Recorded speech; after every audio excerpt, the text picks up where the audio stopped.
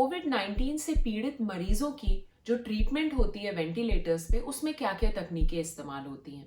एक वेंटिलेटर मरीज को सांस लेने में तब मदद करता है जब उनके फेफड़े अपने दम पर सांस न ले पाएं। अगर ये संक्रमण हमारे फेफड़ों तक यानी लंग्स तक पहुंच जाए तो फिर एक बहुत घातक स्थिति उत्पन्न हो जाती है। इस संक्रमण की वजह से हमारे फेफड़े के कुछ हिस्से बिल्कुल ही बेकार हो जाते हैं। वेंटिलेटर्स का निवारक रखरखाव यानी preventive maintenance specialist ICU staff और बायोमेडिकल इंजीनियर्स के द्वारा किया जाता है।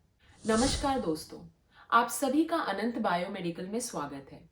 एक ऐसा मंच जहां हम उभरती स्वास्थ्य तकनीकों के बारे में बातें करते हैं।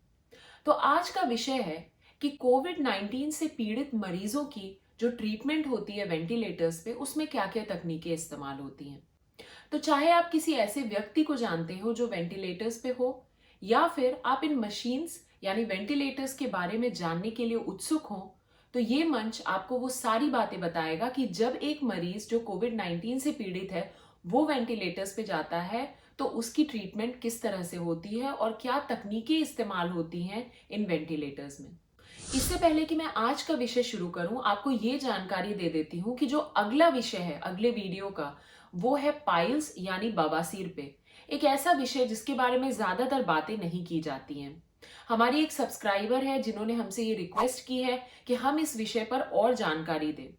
तो यदि आप इस विषय का लुत्फ उठाना चाहते हैं, इस विषय से लाभ उठाना चाहते हैं, तो कृपया अभी जाकर सब्सक्राइब बटन को दबाएं ताकि अगला वीडियो जब हम अपलोड करें बवासीर यानी पाइल्स के बारे में, तो आपको पता चल जाए और आप इस वीडियो से पूरा लाभ उठा सकें। हम में से बहुत कम लोगों ने कोविड-19 महामारी के पहले शायद ही कभी ये सोचा हो कि वेंटिलेटर्स असल में होते क्या है या इनका काम क्या होता है। लेकिन कोविड-19 से जुड़े सबसे भयंकर संक्रमण जो कि हमारे फेफड़ों की कार्य क्षमता को प्रभावित करता है, इसकी ट्रीटमेंट में वेंटिलेटर्स उपकरणों का एक बहुत महत्वपूर्ण टुकड़ा साबित हुए हैं। एक वेंटिलेटर मरीज को सांस लेने में तब मदद करता है जब उनके फेफड़े अपने दम पर सांस न ले पाएं। तो होता यह है कि वेंटिलेटर्स पेशेंट्स को ऑक्सीजन देने में मदद करते हैं और कार्बन डाइऑक्साइड को निकालते हैं। एक ट्यूब के जरिए पेशेंट जो है वो वेंटिलेटर से जुड़ा हुआ होता है और ये ट्यूब वो उनके श्वास नली में जाती है और मरीज तब तक वेंटिलेटर से जुड़े होते हैं जब तक कि उनके फेफड़े खुद से अपने दम पर सांस लेने के लिए उनके अंदर पर्याप्त सुधार न हो जाए।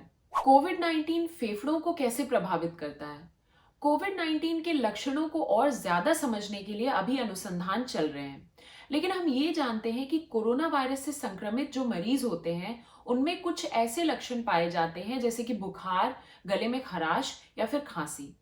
अब अगर ये संक्रमण हमारी प्रतिरक्षा प्रणाली अगर इस संक्रमण से लड़ ना सके और अगर ये संक्रमण हमारे फेफड़ों तक यानी लंग्स तक पहुंच जाए तो फिर एक बहुत घातक स्थिति उत्पन्न हो जाती है जिसको कहते हैं एक्यूट रेस्पिरेटरी डिस्ट्रेस सिंड्रोम यानी ARDS। अब ARDS में होता ये है कि जो एल्वियोली होती है यानी छोटे हवा के थैले, इन एल्वियोलीज का काम क्या होता है कि ये ऑक्सीजन को हमारे रक्त प्रवाह तक भेजती हैं और कार्बन डाइऑक्साइड को हटाने की अनुमति देती हैं। तो संक्रमण की वजह से कोविड-19 संक्रमण की वजह से इन एल्वियोली में तरल पदार्थ यानी फ्लूइड भर जाते हैं और इससे हमारे जो फेफड़े हैं उनकी ऑक्सीजन प्रदान करने की क्षमता बहुत हद तक कम हो जाती है। ARDS फेफड़ों में गंभीर सूजन पैदा कर देती है, लेकिन इसके साथ सबसे खतरनाक बात यह है कि इस संक्रमण की वजह से हमारे फेफड़े के कुछ हिस्से बिल्कुल ही बेकार हो जाते हैं। ये बहुत गंभीर एक स्थिति होती है और ऐसे कई मरीजों को वेंटिलेटर पर रखने की आवश्यकता होती है क्योंकि उनके फेफड़े अपने दम पर सांस लेने की जो एबिलिटी है वो खो बैठते हैं। तो इसलिए ऐसे मरीजों को वेंटिलेटर्स पे रखना पड़ता है ताकि उनको सांस लेने में मदद मिल सके और उस दौरान उनका शरीर इस संक्रमण से लड़ने के लिए तैयार हो सके। कुछ बहुत गंभीर मामलों में कोरोना वायरस संक्रमण से निमोनिया भी हो सकता है जो कि फेफड़ों में सूजन, फेफड़ों की क्षति और मृत्यु का कारण भी बन सकती है। इन मामलों में डॉक्टर पेशेंट्स को सांस लेने में मदद करने के लिए उनको मैकेनिकल वेंटिलेटर्स पे रखते हैं जो कि उनके शरीर को ये समय देता है कि उनका शरीर इस संक्रमण से लड़ सके। वेंटिलेटर वास्तव में क्या करते हैं? वेंटिलेटर, जिन्हें जीवक सहायक मशीनों के रूप में जाना जाता है या फिर लाइफ सपोर्ट इक्विपमेंट के रूप में भी जाना जाता है, ये किसी बीमारी का इलाज तो नहीं करते, लेकिन ये मरीजों को तब जीवित रख सकते हैं जब उनका शरीर किसी गंभीर संक्रमण से लड़ रहा हो, जिसकी वजह से उनकी फेफड़ों के खुद से सांस लेने की क्षमता घट जाती है। तो तब ये वेंटिलेटर्स उन मरीजों को जीवित रखते हैं। वेंटिलेटर मरीजों को दो बहुत महत्वपूर्ण प्रक्रियाओं के अंतर्गत सांस लेने में मदद करता है। सबसे पहला है वेंटिलेशन और दूसरा है ऑक्सीजनेशन। वेंटिलेशन वह प्रक्रिया है जिसमें हमारे फेफड़ों का विस्तार होता है और हमारे अंदर हवा जाती है और फिर कार्बन डाइऑक्साइड को निकाल दिया जाता है। तो मैकेनिकल वेंटिलेटर जो है वो मरीजों को सांस लेने में ऐसे मदद करता है कि एक ट्यूब होती है जो मैकेनिकल वेंटिलेटर में लगी होती है और वो ट्यूब पेशेंट्स के श्वास नली में जाती है और फिर इस ट्यूब के जरिए वेंटिलेटर जो है वो हवा को रोगी के अंदर ढकेलता है और उसको सांस लेने में मदद प्रदान करता है। ऑक्सीकरण वह प्रक्रिया है जिसमें हमारे फेफड़े सांस लेते समय ऑक्सीजन लेते हैं और फिर ये ऑक्सीजन जो है वो रक्त प्रवाह में और हमारे शरीर में जो दूसरे ऑर्गन्स हैं उन तक पहुंचता है। अब हमारे ऑर्गन्स के सही काम करते रहने के लिए उनमें ऑक्सीजन होना बहुत जरूरी है और वेंटिलेटर्स जो है वो हमको ज्यादा अमाउंट ऑफ ऑक्सीजन दे सकते हैं इसके बजाय कि जो आप रेगुलर एयर से आपको जितना ऑक्सीजन मिलता है। तो होता ये है कि जो कोविड-19 से संक्रमित पेशेंट्स हैं उनको बहुत ज्यादा स्तर चाहिए होता है ऑक्सीजन का जब उनकी ट्रीटमेंट चल रही होती है उन मरीजों के कंपैरेटिवली जो किसी और रीजन से इन वेंटिलेटर्स पे हैं। और ये एक बहुत बड़ा चैलेंज है क्योंकि जब कोविड-19 से संक्रमित पेशेंट्स को इतना ज्यादा ऑक्सीजन चाहिए होता है तो इस ऑक्सीजन की सप्लाई को बना के रखना ही एक बहुत बड़ा चैलेंज है खुद में। अन्य गैर संक्रामक प्रकार के वेंटिलेशन भी हैं जिनमें मरीज को इंट्यूबेशन यानी एक विंड पाइप के थ्रू जो ट्यूब जाती है उस प्रोसेस से नहीं गुजरना पड़ता है और इसके बजाय आप एक मास्क के थ्रू ऑक्सीजन वितरित कर सकते हैं अपने शरीर में। लेकिन ये जो होते हैं ये जो तरह के वेंटिलेशन होते हैं जिसमें हम मास्क का प्रयोग करते हैं ये जो कम सीवियर केसेस होते हैं उनके लिए प्रयोग होते हैं। मरीज कब तक वेंटिलेटर पर रहते हैं? किसी भी मरीज की स्थिति का आकलन करके डॉक्टर्स ये तय करते हैं कि वो मरीज कब तक वेंटिलेटर्स पे रहेगा। अब ज्यादातर मरीज जो है वो कुछ घंटे या कुछ दिनों के लिए वेंटिलेटर्स पे रहते हैं, लेकिन कोविड-19 से संक्रमित मरीजों में ये देखा गया है कि ऐसे मरीज काफी लंबे समय तक वेंटिलेटर्स पे रहते हैं, जैसे कि कुछ दिन या फिर कुछ हफ्ते भी।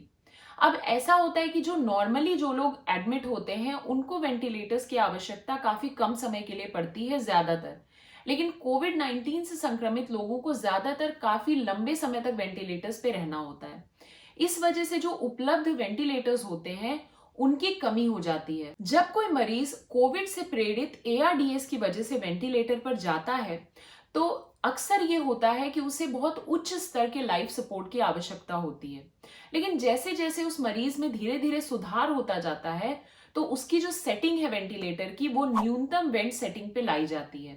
यानी अब उस मरीज को कम ऑक्सीजन की जरूरत है उस वेंटिलेटर के द्वारा और बहुत ज्यादा प्रेशर की जरूरत भी नहीं है, तो इसलिए उसके सेटिंग्स को न्यूनतम वेंट सेटिंग पर ला दिया जाता है। जब आपके स्वास्थ्य में सुधार एक निश्चित सीमा तक हो जाती है तब डॉक्टर्स आपको स्वयं सांस लेने के लिए प्रेरित करते हैं और इस समय डॉक्टर्स ये जांचते हैं कि आपके जो फेफड़े हैं वो स्वयं सांस लेने में उनकी क्षमता में कितना सुधार हुआ है। मैकेनिकल वेंटिलेटर्स से कुछ साइड इफेक्ट्स भी हो सकते हैं। फेफड़ों में संक्रमण होने के चांसेस बहुत ज्यादा बढ़ जाते हैं अगर आप वेंटिलेटर्स पर बहुत लंबे समय तक हैं, क्योंकि ये ट्यूब जो आपकी श्वास नली में जाती है और आपको सांस लेने में सहायता प्रदान करती है उसी ट्यूब के जरिए आपके फेफड़ों में बैक्टीरिया भी पेश हो सकते हैं। मरीज को वेंटिलेटर से हटाने का सही समय क्या होता है?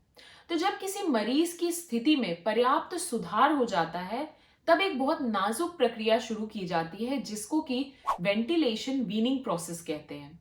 इसमें क्या होता है कि जो ट्यूब मरीज की श्वास नली में जाती है और श्वास लेने में मदद करती है उस ट्यूब को हटाया जाता है ताकि मरीज अपने दम पर अपने फेफड़ों के दम पर सांस ले सके।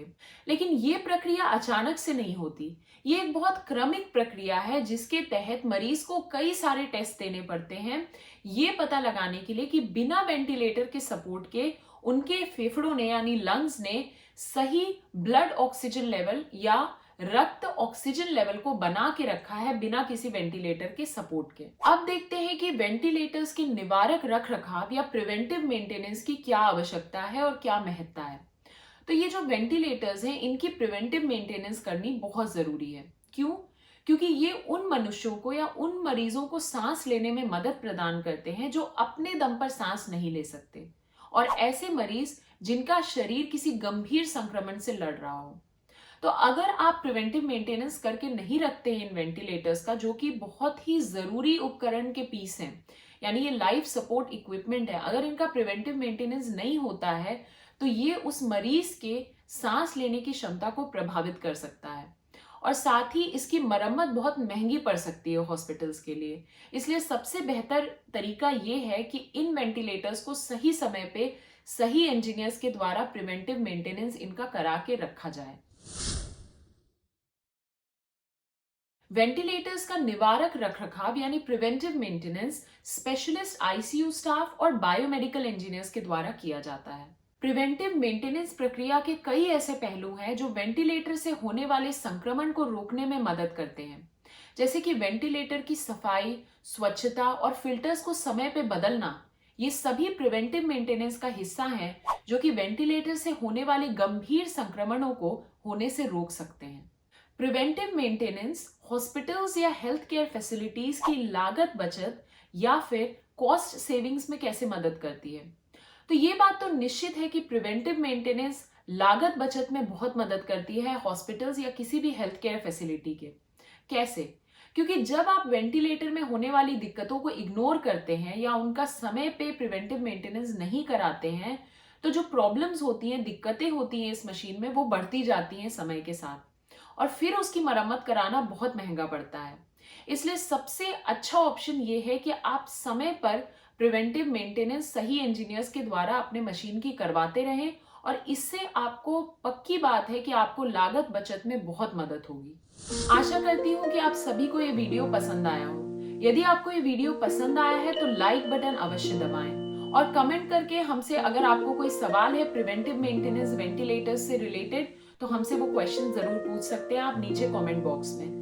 और अगर आपकी कोई भी रिक्वेस्ट है जो आप चाहते हैं कि हम आगे जिस विषय पर बात करें, तो वो भी हमें कमेंट बॉक्स में नीचे बताएं। जैसे हमारी सब्सक्राइबर ने हमसे रिक्वेस्ट किया है अगला वीडियो हम बवासीर यानी पाइल्स पे बनाएंगे, तो आप भी अपने रिक्वेस्ट नीचे कमेंट बॉक्स में बता सकते हैं। और सब्सक्राइब करना ना भूलें ताकि आपको नोटिफिकेशंस मिलती रहें जब हम नए वीडियोस डालें और आप उन वीडियोस का पूरा लाभ उठा सकें। धन्यवाद, मिलती हूँ आपसे नेक्स्ट वीडियो में।